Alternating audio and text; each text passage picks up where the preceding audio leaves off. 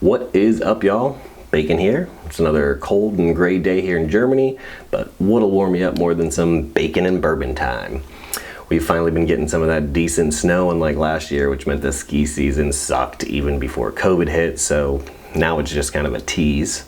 I mean, the whole reason most of us do contracts here in Europe is to travel and ski, but between warm weather and COVID, last year's been a bust. But what are you gonna do? Now, the other day I was bouncing around YouTube, reading posts on Bigger Pockets, you know, the usual wasting my time at work. But one topic or discussion really stood out to me, and I've noticed it over the last year or so. It's this, I guess it's new FIRE movement that seemed to have come out of nowhere, at least from what I recall. Then again, maybe I just never really saw it before this year.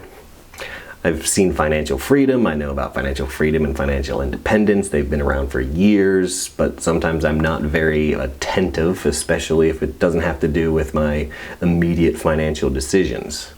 So if you like this video, have any of your own thoughts on this new FIRE movement, maybe you have a suggestion of a nonprofit for me to donate to, or maybe you just like a chance to win 50 bucks, hit that like button, subscribe, comment, message me on Instagram. Let's get to it. Now, whatever your financial goals are, everybody should work towards not being dependent on a single W-2 or a single source of income. This is one of many major problems with a standard US public education system. It focuses on people growing up to be educated just enough to become a good, reliable employee while trying to make ends meet so they can maybe afford a house, a decent car, or whatever else. Most likely, though, in that scenario, you'll be living paycheck to paycheck. But in the eyes of society, you've made it. You're an adult. You're a success. Kinda. Oh, and one day, maybe you can retire when you're old and feeble, but that's if you've saved up enough and invested in your 401k or your Roth IRA or whatever retirement fund the government and financial institutions have scammed you into believing in. If or when that actually happens, you better believe you're gonna have to fight for that retirement check each month, because it's like insurance. They didn't really want or expect you to make it to that point in your life. It reminds me of a meme that I just saw a couple days ago on Instagram that said, I want to learn about taxes and finances. Teacher, go square dance. If that doesn't sum up public schooling in the US, I don't know what does. First things first, there's one very important question in my mind. What's more important, your 9 to 5 or your personal finances? If you work for a large company or somebody else's company, odds are they'll drop you like a sack of rocks if it helps their bottom line. If you think the company you're working for cares about you or the person sitting next to you because, well, you have a nice manager and they don't hassle you about the little things too often, you're wrong. Best case, the manager you have cares that his employees or her employees are happy and will try to help you the best they can, but in the long run, they have limited pull anyways. It may be a good company to work for, but it's all one big game of cat and mouse. You work hard and do everything they ask, and they'll pay you as little as you'll accept. If you want too much, well then, maybe they'll just find somebody else that will take what they're willing to pay. So you tell me what's more important, that 9 to 5 in that company that really doesn't care, or your finances of what you're gonna have to deal with the rest of your life. My 9 to 5 is my primary income for my personal finances. But if I decided I'd rather live somewhere else, or if I got a job offer that I liked better, I'll walk in a heartbeat. I don't care about them, just like they couldn't care less about me. And if you have a manager that says otherwise, more than likely they're corporate and they don't have your best interest at heart. This is why myself and many others have our own investment strategies and not a 401k or a Roth IRA or whatever else they're pushing. I personally invest in multifamily real estate, which I recycle the cash flow of the investments either back into the property for maintenance or whatever, or to grow and get into larger future investments, real estate or not. Once you create enough passive income to cover the life you've grown accustomed to, then you really don't have to worry about your 9-to-5 W-2 job. Your net worth and monthly income will grow exponentially the longer you keep your 9-to-5 job and continue to roll the cash flow back into your current investments and use it to fund future investments. But this doesn't mean you're stuck at a particular 9-to-5. If you find a better opportunity elsewhere, you should jump and take it. I'm just saying, just because you've created a passive income stream, that doesn't mean rush out and quit your day job and retire.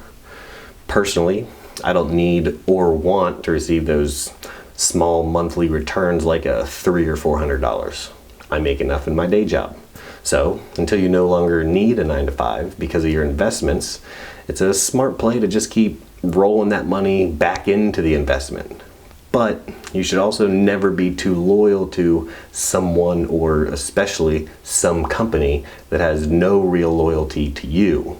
For those who don't know what this FIRE method is, it stands for Financially Independent, Retire Early. I get it, I understand the appeal, but I really feel like the whole retiring young idea is more of a marketing scheme. Yeah, people in their 60s and 70s, they retire. They've lived pretty long lives. They most likely had a demanding job for a good long time. So they'd like to sit back, relax, fish, hunt. My dad has Clydesdales. It's understandable at an older age. I get that. But I think younger people just like the idea of retiring, or even just like the ability to say, I'm retired. There's no plan of what they do, or they haven't thought past the thought of, I want to retire, because they're in their 20s or 30s and they haven't actually had the chance to actually sit around and do nothing for months on end. Would I retire early? Well, what's early? 20s, 30s, next year I'll be in my 40s. Is that early at this point in my life? Nope. I'd change what I do, but would I consider that retirement? No. I don't, because unless you're a professional athlete who's had a bunch of injuries or is just a little too old to be as competitive as you used to be, you're still able to go back to that job you previously had if you needed to. I currently do IT work. IT work isn't too demanding. If I got out of my IT career and needed to come back, I'd just have to catch up on whatever changes have happened in technologies since I've left. I've personally taken what some people would call sabbaticals, where I went off and backpacked around Asia and South America for months after finishing contracts in Afghanistan and London. They were great experiences that I'd 100% do again, and I personally feel more Americans should go off and do the same. It's a great learning experience about yourself and the world, but I also got super bored mentally. It's weird. I just started getting this feeling of my brain isn't being used, and for some reason it felt like I was just slowly getting dumber regardless of the amazing time that I was having. After about 4 months of not working, I started doing little IT labs in my downtime to get my brain kind of working again. And also I started applying for jobs just again out of boredom. There was by no means a rush to find one, but it's way easier to apply for jobs and do well on interviews when you really don't care if you get the job. Now, the whole financial freedom or financial independence, yeah, I've seen it around for years and it makes total sense to me. The idea that you build up enough passive income that you no longer need to worry about your day job, not that you quit or retire, but it felt like more of an ideology of building your personal income through passive investments to basically give you a better life and remove all those financial stresses that come along with excessive credit card debt and student loans. Because in my personal experience, once you remove all that bad debt from your life and you aren't living paycheck to paycheck, things just fall into place a whole lot easier. You have way less stress in your life when you're not logging into your bank account online to check pending transactions to see if an auto draft is about to overdraw your bank account. For you older folks out there, that's kind of like the equivalent of bouncing a check because, say, you haven't balanced your checkbook properly in the last couple weeks. Don't get it twisted though, I'm not that young. I am almost 40, so I do remember going to the ATM before going out at night to find out, oh, I have like $5 in my account, but I mailed in a check for a bill earlier in the week, so I had to deposit cash or do a cash advance from my credit card to avoid some overdraft fee, because the overdraft fee was going to be $30, the cash advance fee was $15, but the bill was $25, and if I overdraft it was going to be another $20, you know. In all honesty, I'm going to bet that's something that happened right before I left the US to begin my contracting career. So financial freedom, or just financial independence, is something I can get behind and makes total sense to me. It's something that I think should be taught in schools. Then again, who writes the curriculum for public schools? The Education Department, which is a government agency. So they know if they started teaching kids about financial independence and all the tricks and trades and loopholes and tax benefits of the rich, then who's going to do all those W-2 jobs? As the late great George Carlin said, and I'm just paraphrasing, there's a reason education sucks, and it's never, ever, ever, ever going to be fixed, and that's because the owners of the countries don't want that. They don't want a population of critical thinkers. They want a population of citizens smart enough to do the work, but not smart enough to ask questions. It's a big club, and you and I aren't in it. If you'd like to see the clip of this, it's from his stand-up. It's from years ago. Obviously, he's died a while back, but it's awesome. The whole stand-up's awesome, and the link for it will also be in the description below. Again, hope you like the video. If you have an opinion on this FIRE method and retiring early, comment. Let me know your thoughts. Regardless, if you found this interesting and would like a chance to, say, win $50, or you have a nonprofit that you'd like me to donate to for the week, smash the like button, subscribe, comment, shoot me a message on Instagram, whatever you feel like.